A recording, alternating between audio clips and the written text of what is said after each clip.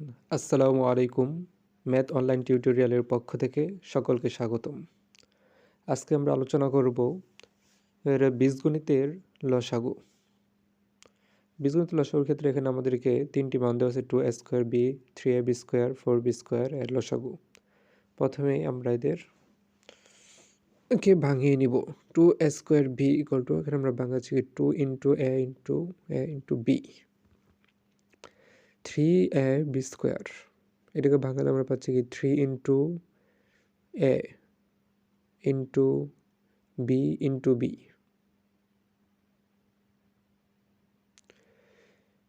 4b square. এটাকে আমরা যদি ভাঙাই তাহলে পাচ্ছি 2 into 2 into b into B.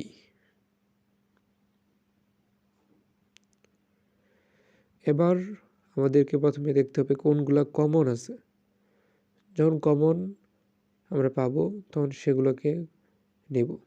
এরপরে দেখব কি কি আনকমন আছে, পরে যেগুলো আনকমন থাকবে সেগুলোও নিয়ে নিব। তাহলে প্রথমে খেয়াল করি 2, এটা কিন্তু এখানে আছে, এখানে আছে, তো এই দুইটার মাঝে একটা আমি নিলাম।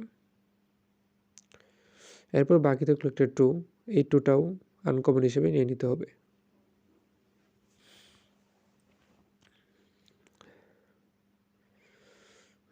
বাকি আর কোথাও নেই।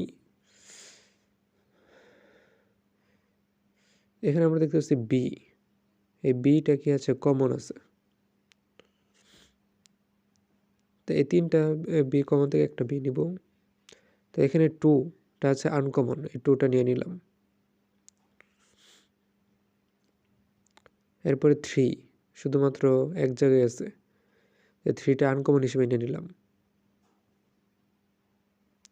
এরপরে এ আছে দুই জায়গায়, 2a স্কোয়ার বি এবং 4ab স্কোয়ারে। তাহলে এখানে থেকে এই দুইটা এ আমরা একটা এ নিয়ে নিলাম, দুইটি থেকে একটা এ।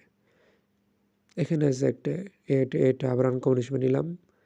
এবার আছে বি, কমন হিসেবে একটা বি নিলাম। এরপর একটা বি থাকে আনকমন, দুটি জায়গায় আছে, আনকমন হিসেবে নিয়ে নিলাম একটা। অতএব 2 দুগুণে 4, 3 4 12, এ স্কোয়ার বি স্কোয়ার। তার মানে এটাই হচ্ছে আমাদের আনসার। আমরা গসাগুর ক্ষেত্রে শুধুমাত্র কমনগুলো নিয়েছি, কিন্তু লসাগুর ক্ষেত্রে কমন নিব। কমন নেওয়ার পরে আনকমনও নিয়ে নিব। এটা হচ্ছে লসাগুর নিয়ম।